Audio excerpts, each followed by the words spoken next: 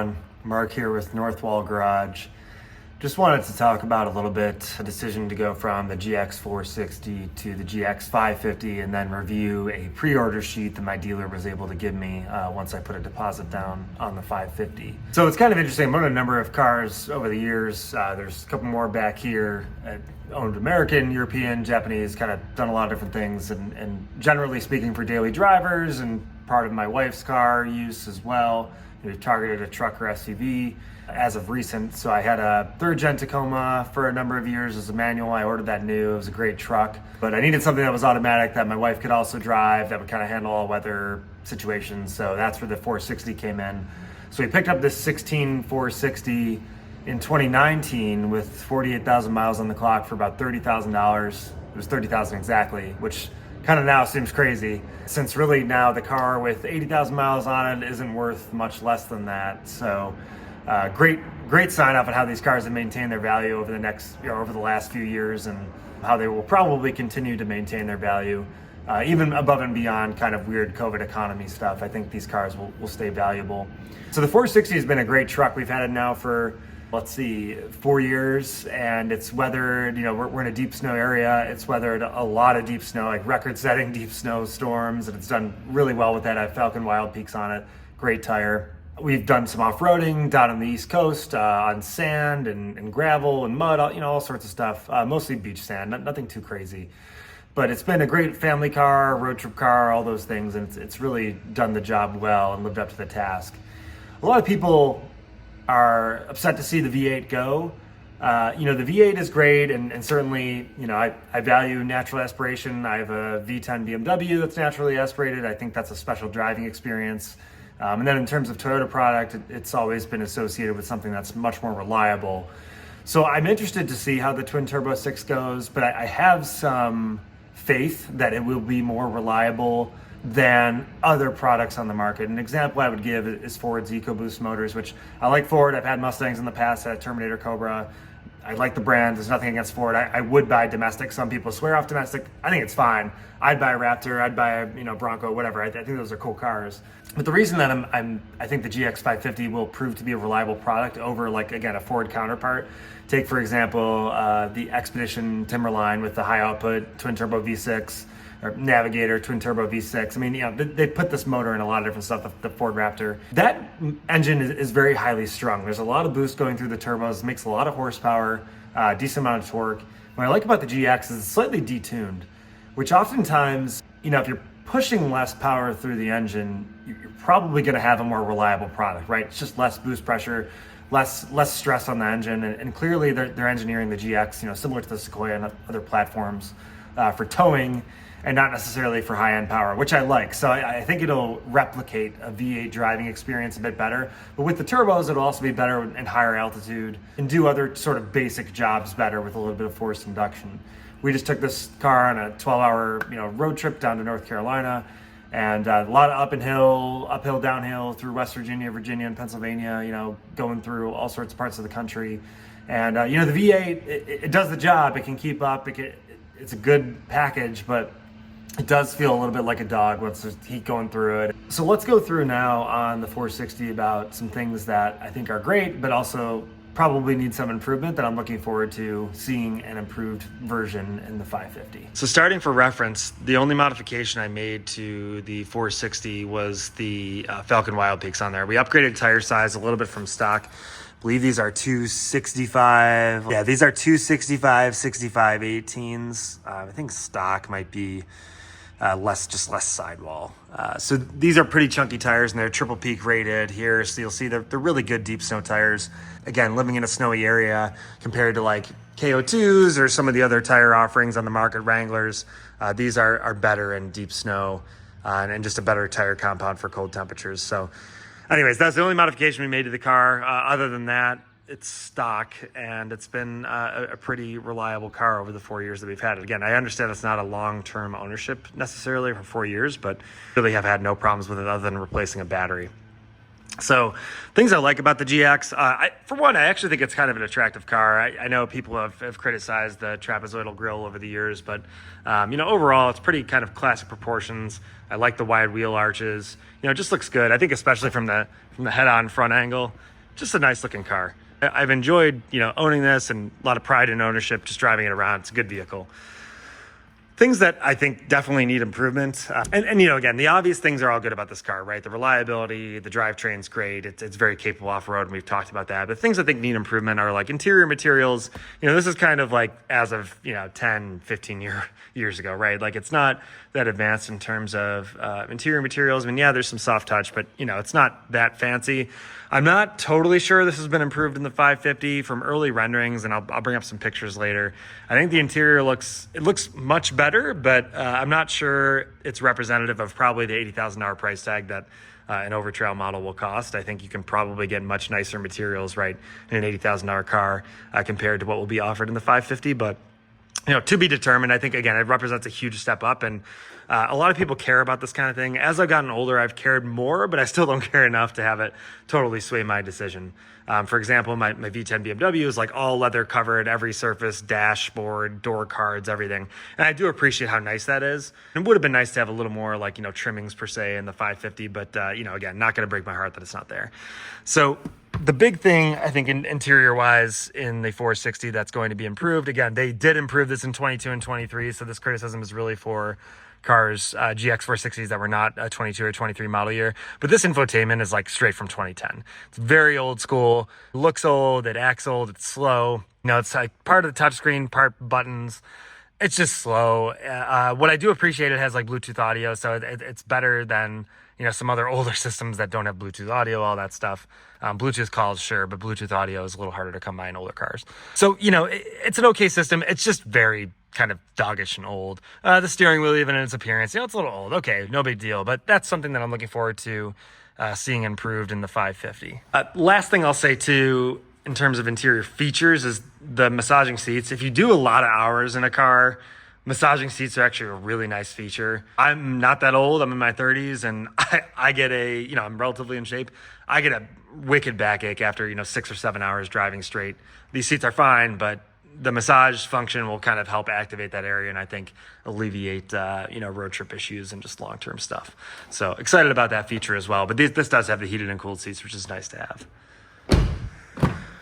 In the rear, so I have the baby seat in there, but you can see I have these, kind of Amazon sunshades, which don't look very pretty, and our suction cups, so they can't really go down and up easily. You got to undo the suction cup, all this crap. So it'll be nice to have the built-in sunshade in the new 550. And, for me with a baby, that's an important feature that I'm excited to have.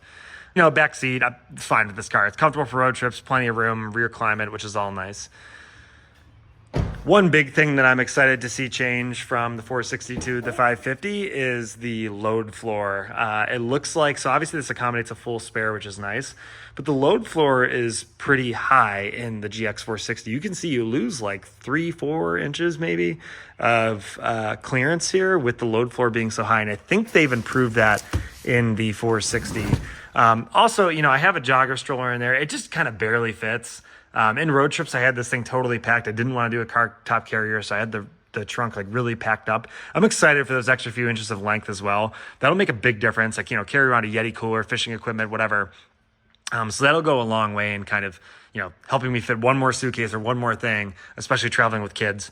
I think will make life a lot easier. But overall, like those are really the big things. It's kind of like, general updates interior wise. And then I think just the usability factor. And then in that same realm, I'm excited too on the Overtrail models to have the roof rail that separates off from the roof. Underneath the roof rail, I know these are sleek and kind of nice, and you see these more on like wagons and other vehicles now with the roof rails. I think to have a raised roof rail just increases utility.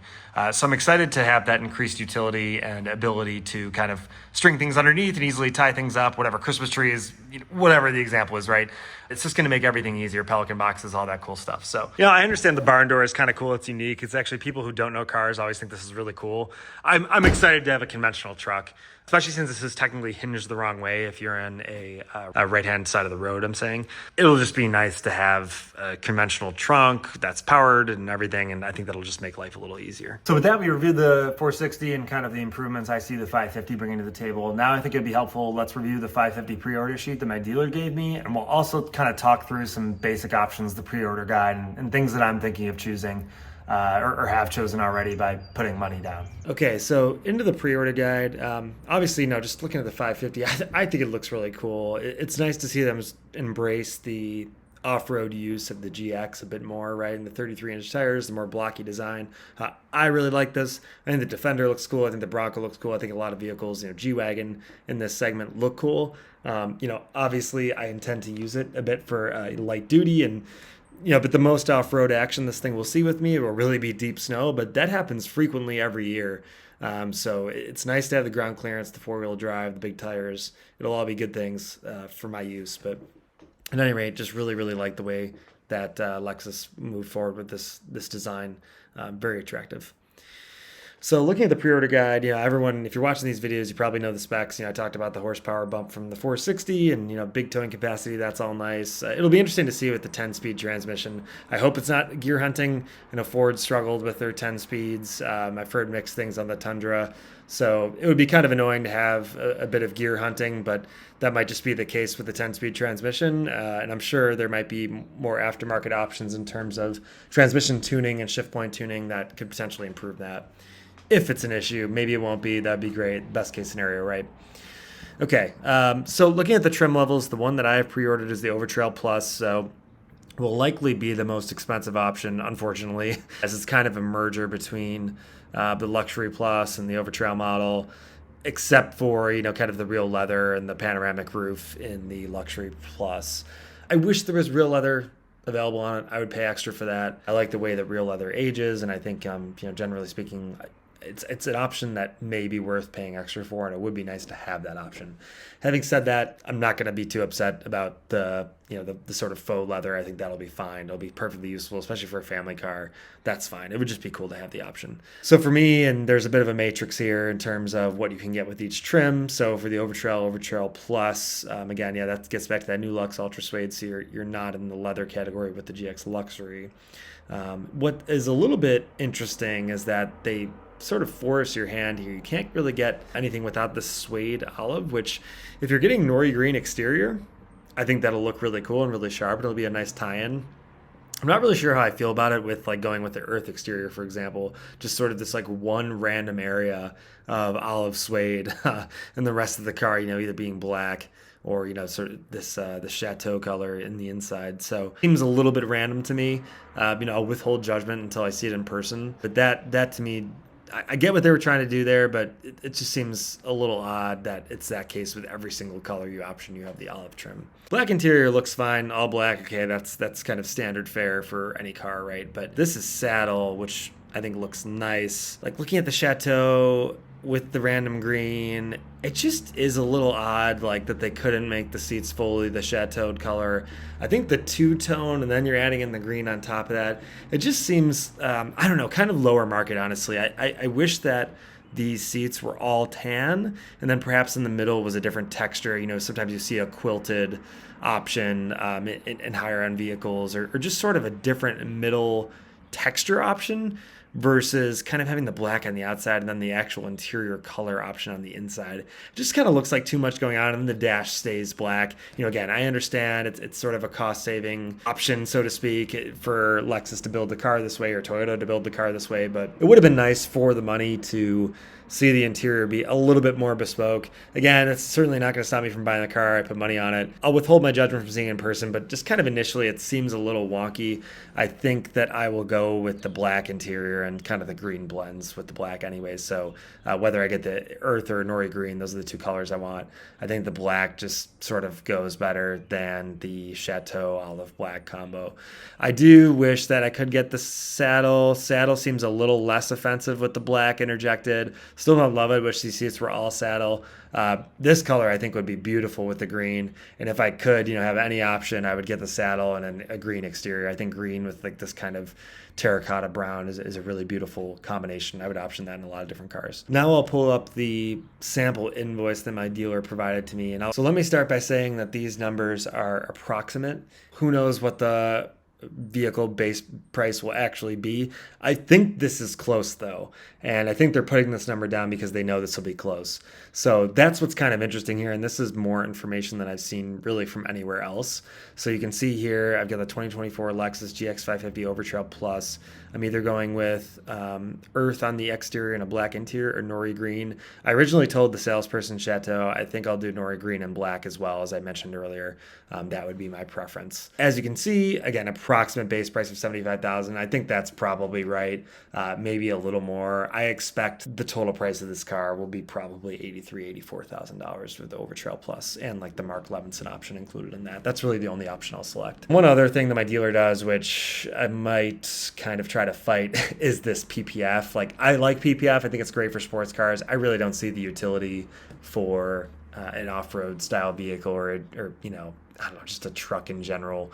I get it. Like, some people, you know, are really serious about that. They want to protect the paint. This thing is a family car. It's going to go everywhere and anywhere. I'm going to take it off-road. I'm going to take it all over the place. So I can't really say I care too much about like the paint protection stuff. It's going to get a little dinged. I understand that. It's a family car. The other thing is, like, I have the clear bra or the PPF on my GX currently, and like over the years it's just gotten dirty. So like at this point, you know, now the car is a 2016. Okay, in 2023, 7 years later, it looks dirty and really needs to be replaced. So not in love with that, especially for like the 1500 that they're charging just to do like a little bit of front of the car.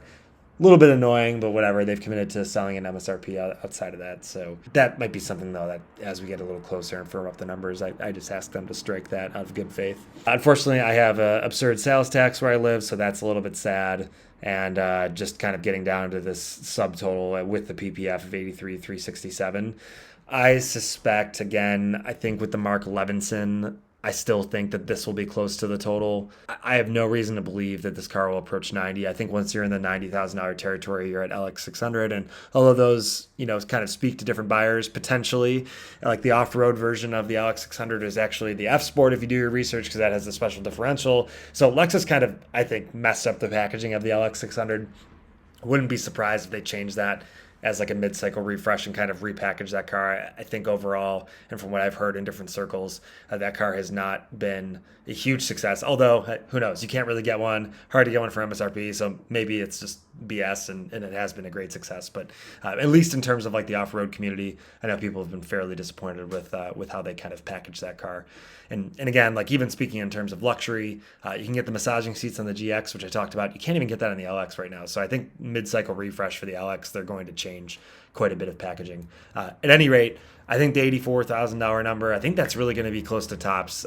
I can't see this going too much higher. Again, you're approaching on LX numbers there, and I think most people who buy this car are still kind of going to go for just the traditional luxury trim or premium trim, and just kind of use this as your typical suburban vehicle, right? And not really intend to use it off-road. So would not be surprised if you know you started to approach that $90,000 mark, that some people would switch over to the LX600. But who knows? You know, my buyer psychology as a enthusiast and someone who likes kind of the fun and different features mechanically is probably very different from the average person buying this car. So to be determined, but at any rate, I thought this was interesting to review, just given that no one else has really come up with a sample invoice so far, and just interesting to see where at least dealers are putting the approximate price. So there you have it. That was a review of my 460, why I'm switching to the 550, and then a look at a preview invoice potentially. We'll see. Hopefully it hits that $84,000 mark or less. That would be great.